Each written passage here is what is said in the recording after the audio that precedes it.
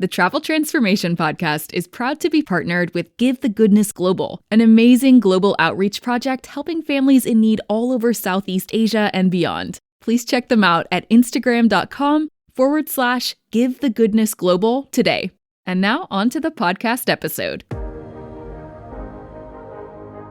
Welcome to the Travel Transformation Podcast, the podcast that explores the life-changing potential of solo travel, intentional travel, and location-independent working. Whether you're an aspiring digital nomad or simply want to boost your confidence through epic travel experiences, I'm here to motivate and inspire you to go after all your wildest dreams. I'm Jessica Grace Coleman, author, travel transformation coach, founder of Flip the Script Travel Transformation Services, and your host for the Travel Transformation Podcast. Travel changed my life. Now let's change yours. You ready? Let's go. Welcome to the Travel Transformation Podcast, where we talk all things travel and all things transformation. I'm Jessica Grace Coleman, your host, and today I'm talking to Beelen Da Costa David, a certified travel and life coach for expats, digital nomads, and travelers.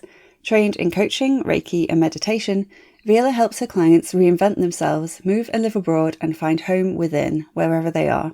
Besides her coaching programs, she organises online community events, masterclasses, and workshops for individuals and companies. Veerle is a global ambassador for the Travel Coach Network, a local host for Mindvalley, and a happiness ambassador for the School of Happiness. She has lived in Spain, Cambodia, and Australia, and is currently living in the Netherlands. In this episode, we talked about all kinds of things, from finding home within and finding home on the road when you're constantly moving around, as well as how her coaching sessions help people who live and move abroad, and how the pandemic completely changed her life when she was living in Australia and immediately had to move home to the Netherlands after years of living in Sydney and Melbourne. So, without further ado, let's get straight to the interview.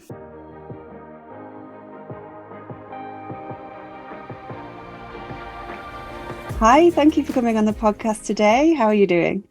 Thank you for having me. I'm doing very well. Thank you. Great. Okay. So first of all, please can you give me just a little bit of background about you and what you do and where you're from? Yes, of course. So I'm Veerle. I'm a certified travel and life coach, and I focus on helping expats and digital nomads. Mostly people who have moved abroad already or want to move, or people who want to travel long term or figure out how they can combine travel and work. So it's quite broad, but it's all related to not being in one place, basically, but moving. And it's also really about finding that home within yourself. Like when you leave your home base behind, how can you feel at home wherever you go? And it's a combination of like exploring the outer world, but also focusing on your inner world and see how you can combine the two and have the best experiences in your life abroad. And I'm currently based in the Netherlands, where I'm originally from, but I've lived in other countries before. Before this, I was in Australia for a few years, and I've been in the Netherlands now for about 2 years. So still traveling around and all of that. Now we can finally travel again. So yeah, exactly. As soon as those like planes started flying again, I was like, let me on them. Exactly. Okay, so I've got a lot of questions, but you just mentioned the finding the home away from home and finding it inside yourself and home within and all that kind of stuff, which I love because I travel quite a bit and work like a digital nomad, and I stay in quite a few co-livings. And I remember going to one, and then before every sort of family meeting we had every week, they would go around and you'd have to answer a specific question just to sort of get into the like conversation. And one of them was, what is home for you? Where is home for you? And so many people were like, it's wherever I am, it's wherever I lay my head, it's whatever country I happen to be in. And like, I was like, I wish I could say that, but like, I just haven't got to that point yet. I had to say like, well, it's where it's like my home village. It's where my immediate family is. It's where the family dog is. It's where my childhood friends are. And like, I'd love to get to the point where I could say it's wherever I rest my head, because that would make traveling a whole lot easier and more fun. So what tips do you give around that, around how to find that place within you and to go somewhere and feel like home is wherever you are? Because I think that's such a great feeling and a great thing to aim for.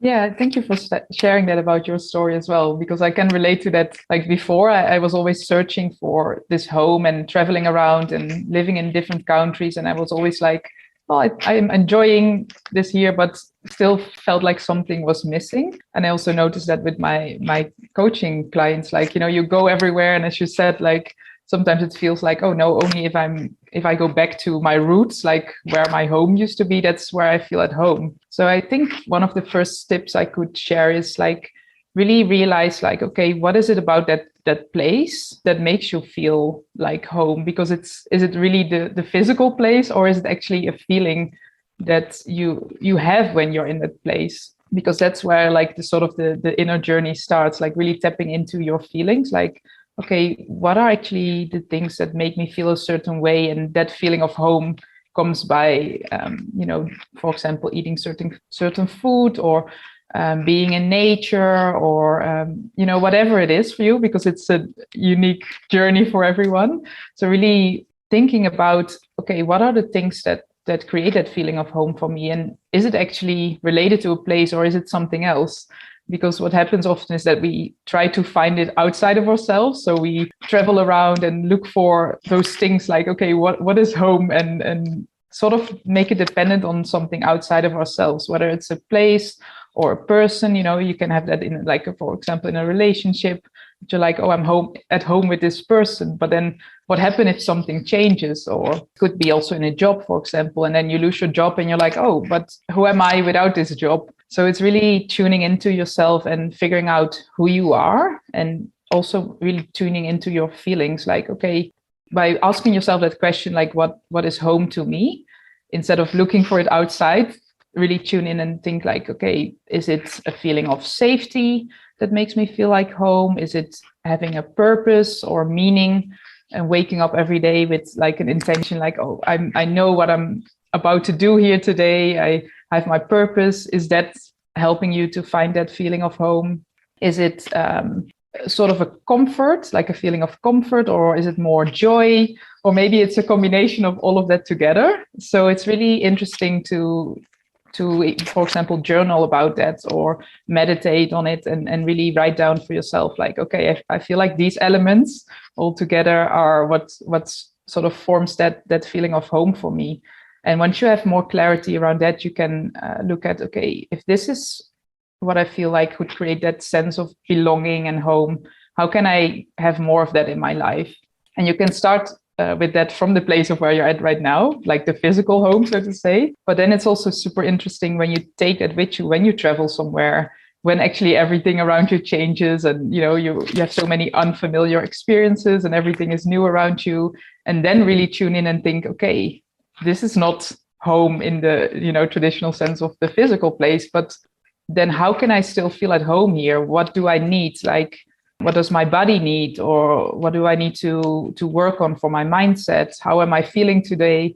What do I need? Am I starting my day with intention? Do I feel like a bit of disconnection or sort of lost? Like really tuning in and asking yourself, what do you need? Yeah, definitely. And I think I'm going to have to start doing this going forward, because it can be hard, especially if you're going to lots of different places. You're constantly meeting new people. There's a lot going on. And when you're home, you don't have that constant stream of new people and stuff. It is a completely different environment, and it can be very hard to find that feeling. So yeah, I definitely will start journaling on that more and figuring out what it is about home that I feel is home, and seeing if I can start incorporating that into, like, when I travel and things like that.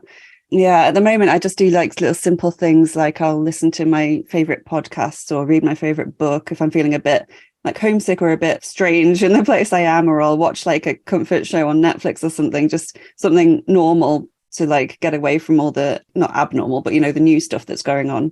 But yeah, yours is like a whole other level. So I'm going to have to start really feeling what I'm feeling, and like start really actually thinking about this, because it is something that you don't really think about, I think, when you're going traveling. Yeah, and it can be quite a challenge to just sit down and be quiet instead of, for example, listening to a podcast or watching a Netflix show, because then it's, you get sort of distraction, so to say, from like outside again, right? Yeah. To sort of not think about that feeling, especially when you feel homesick. Of course, it's not a comfortable feeling, and you really feel disconnected from where you're at. So at those moments, the least you want to do is sort of sit with those feelings. You want to ignore them. And we even use travel sometimes to escape from, daily struggles we have, and because you don't want to think about it. But actually the power lies in really tuning into and giving yourself that space to just sit with yourself and see what comes up, because then you can actually process those emotions instead of keeping them stuck in your body. So another thing is also, instead of really looking at it from your mind only, like really thinking about it, like, oh, why am I feeling homesick? Or, like really trying to analyze it, really also connecting with your body, because that's where like your, feelings get stuck. So finding a way to release those as well, that can instantly help you feel better. For example, for me, I love to dance, and that's really, like a way to release if I feel stress, or if I feel somehow, disconnected with myself. Just put on a happy song and, dance around. For some people, it's more about going for a walk in nature and breathing in some fresh air. So you can think about that as well. Like, what do you like to do? Maybe going to the gym, or whatever, especially when you're traveling, of course, maybe you have different options. But getting into your body can also really help to change that from like being sort of stuck in your mind, like, oh, searching for this home, or wanting to leave the homesickness behind. Really try to tune into your body as well, because we often forget that, and we just want to distract ourselves or think like, okay, this is just temporarily. And of course, emotions come and go, but if you don't pay attention to them, they just keep on coming back. And then you're like, oh, why am I, every time I travel, I feel homesick? And, like if you don't sort of tune into that, it's something that keeps on coming back. And it's really nice when you can actually process it and then feel like, oh, okay, I'm okay with myself, and I feel this inner peace. And of course, it can happen, especially when you travel, of course, so many changes all the time. So it's very normal that sometimes you really feel like, oh my God, what is going on? Oh, right? Yes. But then if you take that moment to sort of, tune in with yourself again, you can easily process those emotions and then really feel calm again and feel the joy again. And then like, okay, I got this, whatever challenging situation comes up. You know that you have your own back, basically, and that you can carry yourself. And from that place, it's much easier to find the solutions. And you can also easier tap into your intuition, which is also sort of a powerful tool that we have, especially also when we travel, to really, listen to that. And it can really guide you, as well as sort of an inner compass that we have. Yeah, definitely. I totally agree with the intuition thing. And some of us not necessarily ignores it, but we don't really know how to tune into it and really make the most of it. So any work you can do around that is great. I totally agree with the whole movement thing as well. I mean, like, movement's so good for so many things, obviously health and fitness, but like also, I get all my ideas when I'm moving, when I'm walking, or if I'm exercising, or if I just get up and walk around for a bit after I've been sitting down for too long, then, something will just pop into your head, because it's like you're changing your state, you're changing, you're actually going out there and moving your body. And like, I can see how it would help with that as well. And I think I'm going to start doing more dancing as well. I think I need to start putting on some music and just dancing around my room when I'm in a co-living or something, and just like, getting it all out. I really like that. Yeah, dancing is always good. Yeah, definitely. So your business is Unpack by Veerle. So can you tell me more about that and what made you want to start it? Yes. So my story, or my journey for my business, started when I was living in Australia.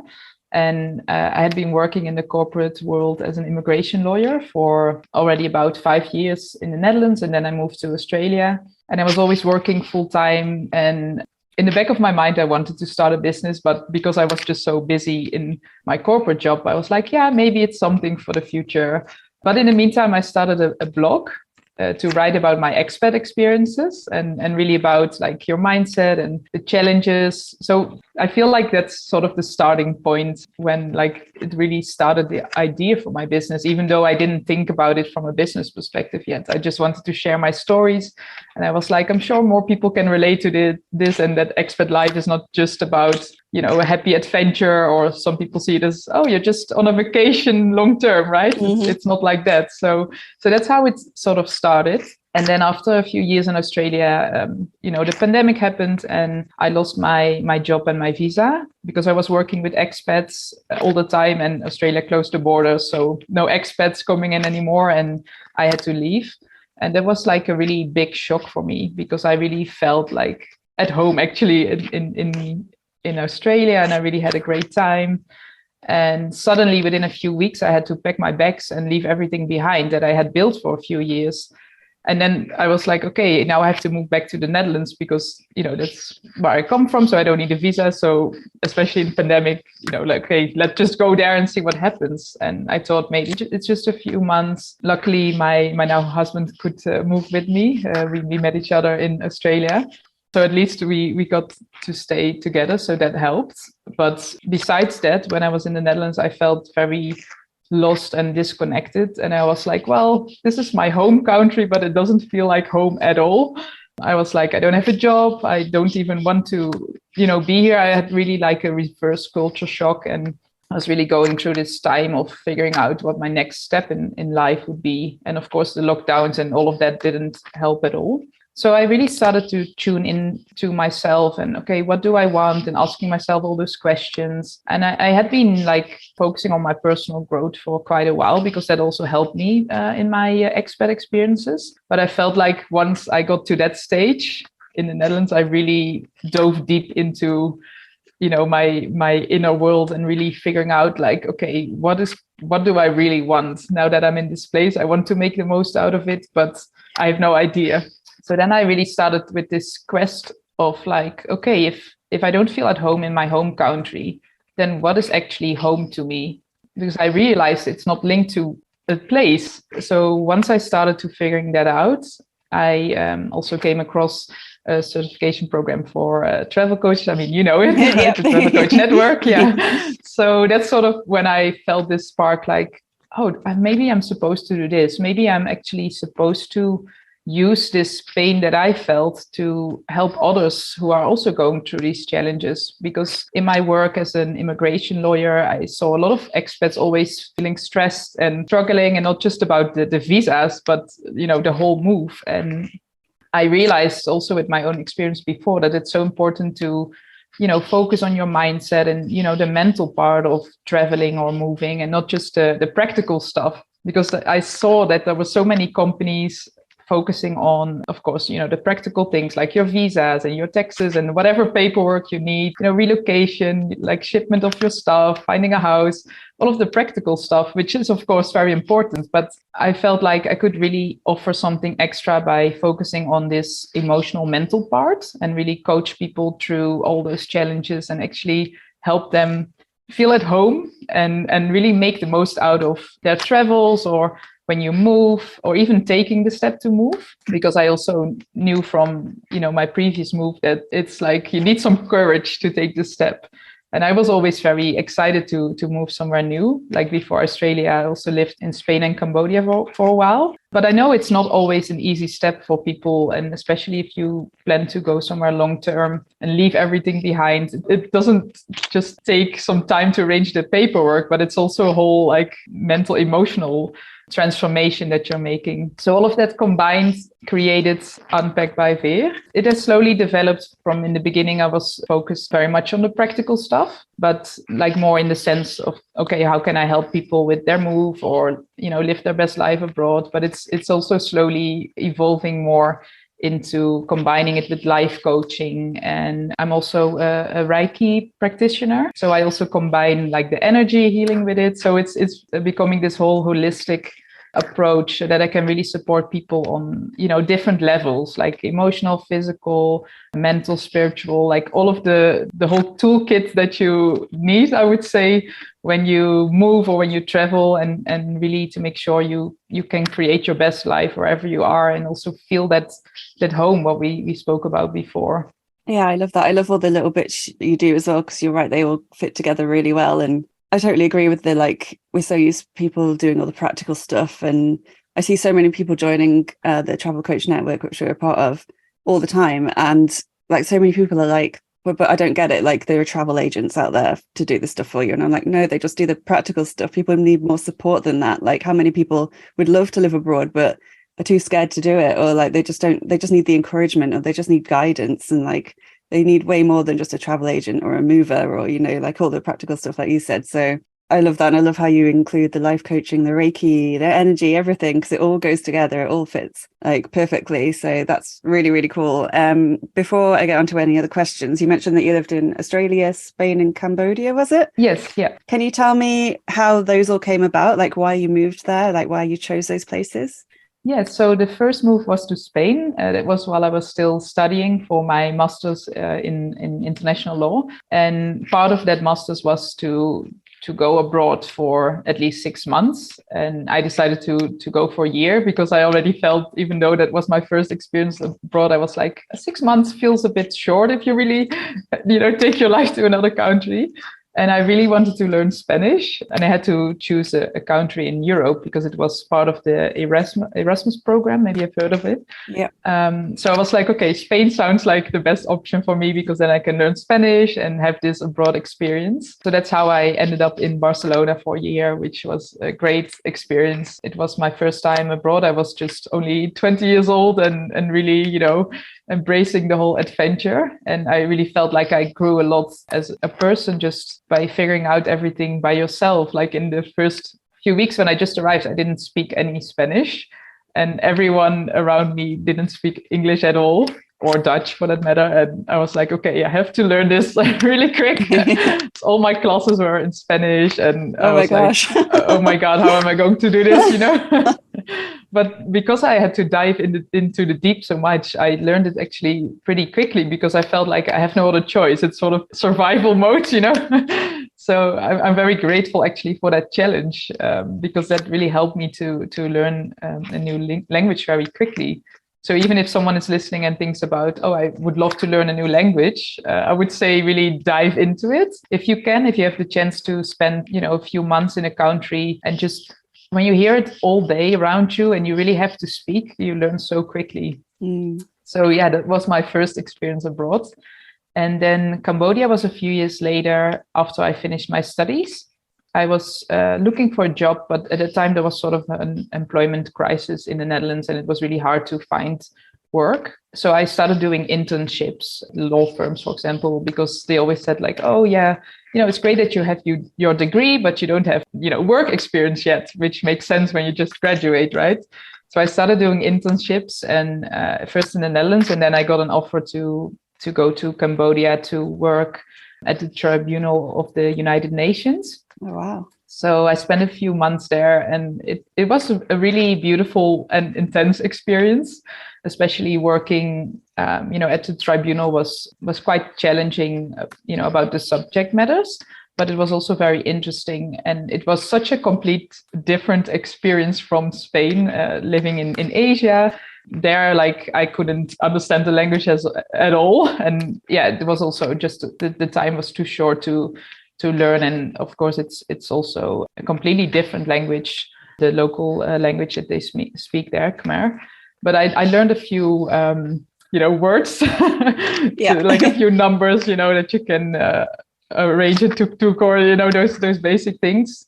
But you learn so much when you are in this environment that you're like, oh my God, I have no clue. And it's so different from what I was used to. So it was really beautiful. So I'm also looking back very grateful for this completely different experience. Yeah, and then, as I said before, after a few years, really then I got a job when I moved back to the Netherlands, got into corporate. And then after a few years, I really felt like, oh, I want to be abroad again for a longer time, because I was traveling, as much as I could. But of course, in a job, you have limited vacation days. So I tried to use them as good as I could, but it still felt a bit limiting. So I was like, I'm ready to go for a full abroad experience again. So that's how I ended up in Australia eventually. Wow. And whereabouts in Australia were you based? First in Sydney, and then after about 1.5 years, I got a promotion with my job, and they asked me to move to Melbourne. So that's where I spent the last year or so. Yeah. Do you want to learn all about the 5 travel transformation principles, including how to conquer your fears through travel? Then you need to grab a copy of my travel transformation guide. written by me, Jessica Grace Coleman, as part of my Flip the Script Academy. It's totally free. All I ask for in exchange is your email address so I can keep you updated on all things travel and transformation. Just head to traveltransformationcoach.com/free guide to get your guide today. And now, let's get back to the Travel Transformation podcast. Oh, I love Melbourne. I've not been, I visited briefly, but yeah, I really like Melbourne. And Brisbane is the other place I went to, but I've not been to Sydney yet. I need to add that to my list. Yeah, next time. Yeah, next time. So are you planning now to stay in the Netherlands? Do you have like itchy feet to go somewhere else again? Or like, do you have a plan, or are you just going to see how it goes? Yeah, it's a difficult question that I get a lot. It's definitely itching. I actually just came back from a short trip to Ibiza. So right now I'm just traveling around a little bit now and then. So I have my base in the Netherlands at the moment. But I think one of the things that the pandemic has taught me is that you cannot really look ahead too far and really plan those moves, because if that hadn't happened, I probably would still have been living in Australia. So I felt like I don't want to say, for example, oh, in 2 years I will be moving to this other place if it's still like so far away. So right now I'm sort of figuring out, do I want to move again, or do I want to combine my work with my travels, which is mostly online. So that's also an option. And instead of, really moving my home base again, seeing how I could combine that. So this is a bit of a phase in which I'm still thinking about those things, like how do I want to do this? Do I want to really move somewhere long term again, or just combine it with traveling, which is great too. And that's also what I see with my clients, for example. Everyone has their own way of doing this. Like people want to, and I'm sure you can relate to that as well. There's so many ways. There's not just one lifestyle of like, oh, you have to leave everything behind and move, or you have to be traveling all the time with your business. There's so many different options in between. So yeah, at the moment I'm really like figuring out how I want to do this. But for now I'm okay here, and let's see what happens. Yeah, and it's nice that you do have options and that there's like so many different things to choose from. And I'm kind of in the same boat, because like I meet people who are constantly on the road like all the time, like a whole year, and it just seems exhausting to me. Like I think I need like a base, and then to like go traveling and work as well. I just need to figure out where the base is going to be. Yeah, exactly. Because I don't know. So I'm still very much trying to figure all that out as well. But it's like hard, but it's like exciting knowing that there are different options out there, and there's not just one way to do things. So I think it's like a good position to be in. Yeah, and it feels like you have the whole world sort of as an option. I mean, like that's sort of what it feels like sometimes. Like, yeah, I don't feel stuck in one place, even though this is my home base now. It doesn't mean I have to stay here for the rest of my life. Like it's a nice feeling to, you have to feel like you have a choice, and that every day, basically, you can decide to change something. Yeah, definitely. And you were saying before about how you sort of got into personal development and like did a deep dive during the pandemic. And I can totally relate. I did exactly the same thing, because I was feeling like not good about like where I was and what I was doing. And I really wanted to travel more. And I was like reevaluating everything. So I just wanted to ask you about that moment when you were in Australia and you found out you had to leave. Like how did they tell you? And did you get a heads up, or was it like literally out of the blue? And how did you deal with that? Because that must have been so hard after living there for so long. Yeah, it was really out of the blue, actually, and very unexpected. So I was in complete shock. Like in the beginning, I couldn't even sort of think straight, because it just really felt like everything was falling apart.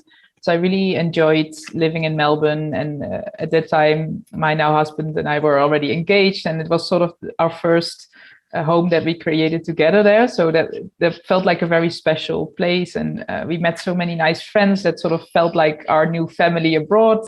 So we really, created this lifestyle that we enjoyed so much. And then when that news came, it was like, oh, now what? And at first I was sort of in panic mode. I was like, okay, I have to find another job quickly and find a visa. And, I looked into all visa options I could imagine. And especially with my background in, immigration law, I was like, yeah, I can figure this out. And, there must be a way. But the pandemic was such a crazy time. And, no businesses were taking new hires. Everyone was just like sort of in panic mode and like, no, when everyone's letting people go instead of hiring new people. So I quickly realized after this panic mode, like, yeah, there's no way I can stay here.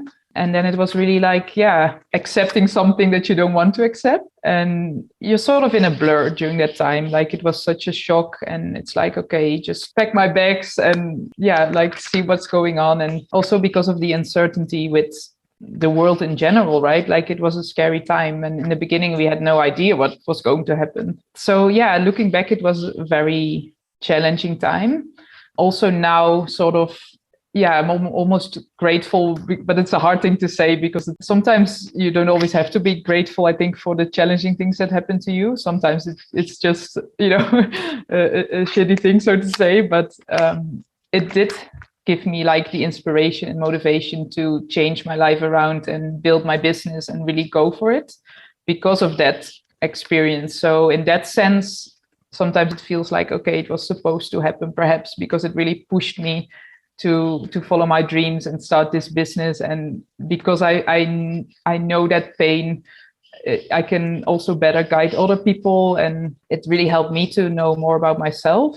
So eventually, it's all a process. But if I just really think about that time, it was really, really challenging. Yeah, I mean, it's good now that you can look back and say, like, it did give me the motivation to do stuff and finding the good in it. I think we have to do that with everything. Otherwise, it can get too overwhelming when the hard things happen. But so I wanted to ask you about your fiance, now your husband. Mm-hmm. So was he quite happy to come back to the Netherlands? What does he feel about traveling? Like, is that like a conversation you had to have, or is he on a similar wavelength to you? Because I find like a lot of people I talk to were solo travelers, and they worry that if they meet someone, they will not be able to travel anymore, or it will tie them down.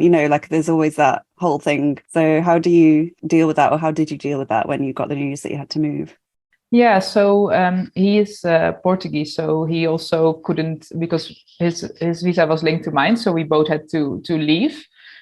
So we sort of discussed like, okay, do we then want to move to the Netherlands or Portugal just as a starting point, just to go, to Europe and don't need a visa, basically. Mm-hmm. So we were quickly on the same page. So that made it easier. Luckily, it was not like, because of visa situations that we got separated. And we basically thought, okay, let's just try the Netherlands. For him, it was the first time moving to the Netherlands. And we literally thought it's just for a couple of months. Yeah. And then the pandemic is over. And then we just see if we want to move back or move somewhere else. So that was quite funny that it's eventually has been a while now. But I think what helped us is that he has also lived in many different countries throughout his life. So he was also not bound sort of to one country and really open-minded, similar to me, like, the whole world can be my home and I'm flexible with living in different places. So I think that really helped us together as a couple as well, to be flexible and really have an open conversation and really look at like different options that would be the best for the both of us. And what you mentioned about solo travelers having that fear of, then I get stuck, so to say, in a relationship. I think if you have a good connection and you really have this open conversation with each other, you can still also have those solo trips. It doesn't mean that once you're in a relationship, you can only do everything together. Mm-hmm. I've also been on several solo trips, and I still have some things planned as well for this year where I just go by myself, for my business or just another type of trip. And that's fine. I feel like it's very important also to follow your own passions. And it's, of course, great when you can do things together, but sometimes maybe, you want to do something by yourself. And I think if you have that strong foundation together and have like open conversations, and also that you have this understanding between each other why something is important to you. And for example, if someone is struggling with that right now and feels like, I want to go on a solo trip, but I'm not sure if my partner agrees, like really have that open conversation and explain why this is important to you. And if, it's important to you, then yeah, hopefully, I mean, if you're in a supportive relationship, then your partner sees that and supports that, because, what is important for you should then also be important for your partner. And it doesn't mean that you always have to join each trip together. But yeah, for us, we do travel together most of the time because we do have a lot of common interests as well, and we enjoy it. And also with this moving piece, like where do we go next? We're both flexible in that sense. So that makes it really work well for us. Yeah, definitely. And I think it's becoming more normal for like people in couples to go on solo trips. Like 20 years ago, 10 years ago, you might have seemed like the strangest thing to do, that you would go away without your husband or your wife. Like it wasn't really done. But like I know people, and I listen to so many travel podcasts, and there are so many couples who do this. And there are some that I really like this idea. They both go away at the same time, but they go to different places on their own. Like, so, and they're quite happy doing that. And there's just so many different ways you can do it. It's not like you have to go down the traditional route of always going on like a couple's holiday or a family holiday every year. There is options now to like go and do your own thing. And I think it's becoming more normalized. So that's great. True. Yeah. So could you tell me more about your one-on-one coaching services? You sort of mentioned what you help them with, but like what actually happens in your coaching sessions for people who have never done this kind of thing before? Like, how does it work? What are the logistics of it? Yes, sure. So there's not like a fixed program, I would say, in the sense like, oh, this first session we do this and then this. It's really, I always personalize it to what someone needs. So in the beginning, it's always talking about, okay, why do you even feel like you're interested in coaching? What do you want to get out of this? So really setting some, expectations and a vision to start with, like to really have clarity on, okay, what are the things you actually want to work on? And then based on that, every session we would go into those things to develop them further, or whatever is coming up at that moment, really dive into it. So it could be very diverse, as I explained before as well. Let's give an example of someone who has just moved abroad and is living somewhere new and is just overwhelmed by all the challenges. Like, so in the beginning, we would just like, okay, where's this overwhelm coming from? Like, what are the challenges? And actually, how would you like to feel instead? Like, what would you like to get out of this experience? So really looking at what is the state you're currently at and where would you like to go to, so that you can sort of start like figuring out how you can go from A to B basically in this journey. And then throughout the coaching sessions, I guide the coachee on this journey from the state where they are at right now to where they would like to be. So then the goal would be to really, find, for example, that confidence or that inner peace, or, like very specific examples as well. Like I helped, for example, one client who was really working full time abroad, and she was like, I don't even enjoy this experience because I'm just so absorbed by my work. And I'm just afraid that, when I look back on this experience, because she was supposed to stay for 1 year, that I didn't make the most out of it. And I was just working all the time. So with her, I really created like a plan, and eventually she was able to start working part-time. So she had more free time. And in the beginning, she never thought that was possible. But through coaching, to find that confidence and to really find like what is important to her in her lifestyle, also creating some new habits in her routines to sort of optimize her time. All of those things together then really created those shifts, first in her personal life, but then it also showed in her job. Eventually, after that year, she extended her stay. Oh, wow. So that was also a big milestone for her. So, this is just an example, but it's sort of to show like how you can guide someone through a journey. And the cool thing is that often someone comes to me with like a specific practical thing, but then when you start diving deeper, there's so many other layers, that you discover. And I really help people then to coach not just the mindset, but also, their energy, their lifestyle, to really optimize the full package, so to say, of the life, and really figuring out what is the lifestyle you want to have, and how can you actually, wake up every morning feeling energized and happy to start your day, and how can you keep that feeling throughout your day and build your confidence, and know how whenever a challenge comes up, you can work through that. And it doesn't mean that there will be no challenging situations anymore. Of course, life happens, but then you learn how to be more able to manage those and really have the best experience. So it's sort of, it's really different per person, but hopefully this gives sort of an idea. It's really like going through a journey, and It depends on the coachee, how long they want to work together. Sometimes after 3 months, they're like, no, I think I got this now. And, sometimes we have a check-in session, for example. Some people like to work for a longer time, for example, 6 months to a year. They start with one thing, but then they realize, once you discover this, then there's another layer, and then they get so excited about all the transformations that they actually want to continue, because it's sort of a never-ending journey when you really focus on your personal growth. And it's really exciting when you see those changes within yourself.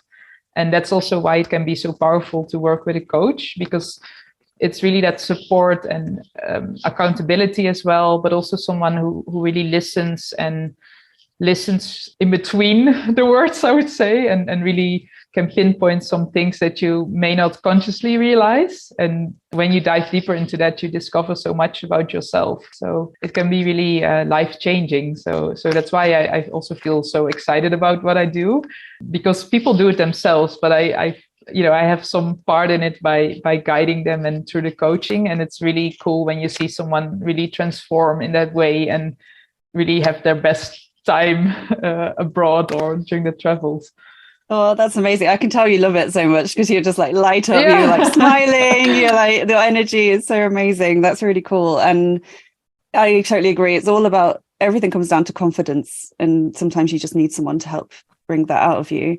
And accountability is such a huge thing. Like I suggest everyone gets accountability for every area of their life and work, because it just helps so much. It can turbocharge everything.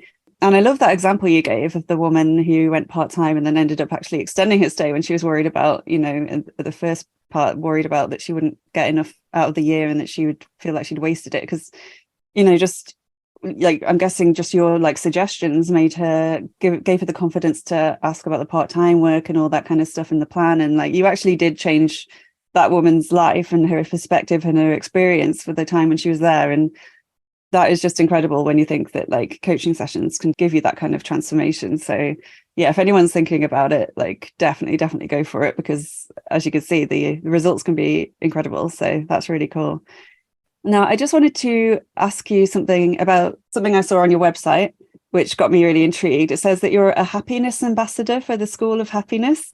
And this sounds amazing. What is this? I'm so intrigued. Yes, the School of Happiness is a school founded by one of my friends, Eleanor Salmon, and she's a UN happiness expert, and she actually quit her UN job to travel the world and dance in a lot of different countries. And then based on that, she really teaches like her happiness thoughts based on science. And I became one of the founding members of her school, and now became an ambassador, because it really relates to what I do in my business as well. Like happiness is a big part of it. And sometimes it can feel like sort of, a vague concept, like, yeah, of course, happy, like everyone wants to be happy. But then do you actually really intentionally create like a life that makes you happy, right? And so in the school, we focus on like different themes and how you can really tap into that happiness. For example, live your life with purpose, creativity, gratefulness, like all those topics. Like every month we explore a different topic. And I'm really grateful to be part of that, because it aligns so much with what I do, and you can always learn from each other. And I think it's always also great to support, other people with their businesses, and, support each other, learn from each other. And within this school, like we have so many members who are, from all different jobs, not just coaches, but, people do like so many different things. And it's really incorporating their happiness learnings they find in the school into their work or into their daily life, whether they're like a mom with young children or a nurse in the hospital or, whatever, so many different careers. So that's what it's about. That sounds really cool. I'm going to have to look this up. Yeah. Now, I ask every guest what their favorite place in the world is, or three, if they can't choose, because who can ever choose one? And you said Australia, Mexico, and Indonesia. And we've talked about Australia. Obviously, you lived there for a long time. Could you tell me why you picked Mexico and Indonesia and what's so special about them to you? Yeah, those countries I visited quite a while ago, but they really got like a special place in my heart, and they're so different. But I really enjoyed the combination of what I got there when I was traveling, like the culture, the food, the nature, the people were very friendly. It was like the whole experience, because I was really thinking about this question, like, okay, there's so many places I've been to, but it's really hard to pick a few. And then these popped up in my mind as the first one. So I was like, yeah, if I think about it, they really created a special experience for me when I was traveling there. And for me, when I travel, I really like that combination of learning something new about a culture that I'm not really familiar with, tasting the food, and I really love Mexican and Indonesian food, so that was a part of it, but also just being amazed by the nature. For example, in both countries, actually, I have been snorkeling and scuba diving a lot. I'm a scuba diver, really passionate about that as well. So I had like the most amazing dives in both countries, so that was really cool. But also, all those temples, like the Mayan temples in Mexico, and then all the, the temples I went to Java and Bali. And it's so impressive. Like you really step into another world almost. That's what it feels like. And I always found it so fascinating to see those buildings and really learn about the stories behind it. So actually, that's why I picked the two. Like they're completely different, but somehow, if you look at the elements, why I like it, it's somehow related to it as well. Yeah. And of course, nice weather always helps. Yeah.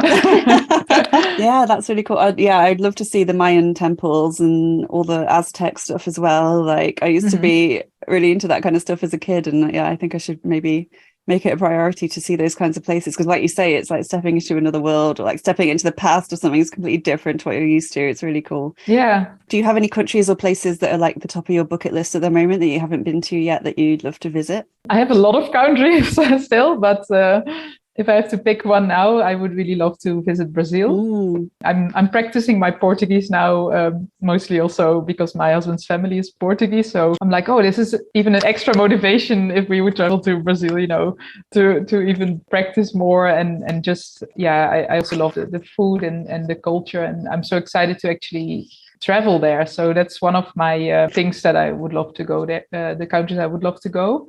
I've been like one day in Brazil before when I was traveling in Argentina. And then, you have the border. And I'm not sure if you've heard of the Iguazu waterfalls. They are like the famous waterfalls on the border of Argentina and Brazil.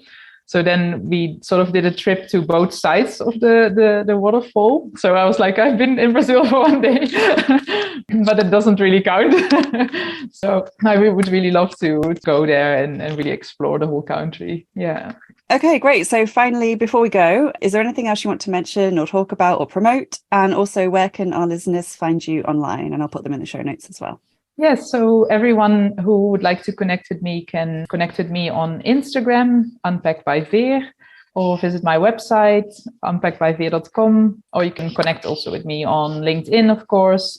So you can find me on different platforms, and anyone who has any questions or would just love to have a chat, always happy to connect. And yes, I'm working on a new program at the moment, but it's still a bit too vague to really say like this is going to be it. So I would love to everyone who felt some sort of connection with what I shared today, because that's related to what I'm creating, just to connect with me, and then you stay tuned about any updates that's coming soon. Great. Oh, that's intriguing. Yeah, make sure you follow her, and then you'll be the first to know about her new programs. So that's really cool. All right, great. Well, thank you so much for coming on the podcast today. I really enjoyed our conversation. Thank you so much as well. It was really fun. Thank you for listening to this episode of the Travel Transformation Podcast with me, Jessica Grace Coleman. If you enjoyed this episode, please rate and review, and spread the word if you have friends or family who also want to transform through travel. For a chance of winning one of my books in ebook form, please review this podcast on Apple Podcasts and send a screenshot or just your name to info@traveltransformationcoach.com or at traveltransformationcoach on Instagram. I'll be picking a new winner each month, and you can choose between any of my non-fiction titles, including Write Your Life, Write Your Year, and Intentional Travel Transformation. You can find out more about me at traveltransformationcoach.com, where you can also get your free travel transformation guide. And until next time, I'll catch you on the flip side. Bye.